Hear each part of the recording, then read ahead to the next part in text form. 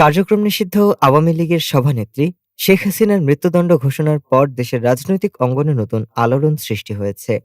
দলটির ভবিষ্যৎ নেতৃত্ব কে দেবেন এ নিয়ে দলের সমর্থকদের মধ্যে ও বিশ্লেষকদের মহলে নানা জল্পনা দেখা দিয়েছে। বিশ্লেষকদের মতে আপৎকালীন নেতৃত্ব হিসেবে সাবেক স্পিকার শিরীন শারমিন চৌধুরীর নামই সর্বাগ্রে আলোচিত হচ্ছে।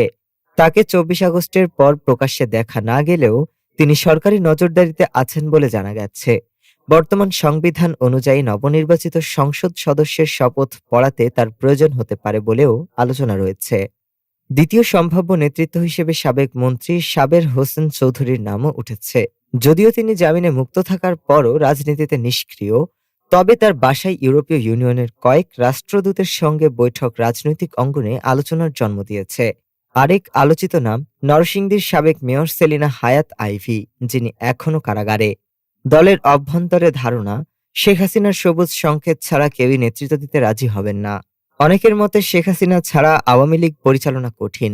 মৃত্যুদণ্ডের পর সৃষ্ট বর্তমান পরিস্থিতির জন্য দলটি প্রস্তুত ছিল না। ফলে নিষিদ্ধ দলটির ভবিষ্যৎ রাজনৈতিক অবস্থান কি হবে তা এখনো অনিশ্চিত। ডেস্ক রিপোর্ট, আজ বার্তা।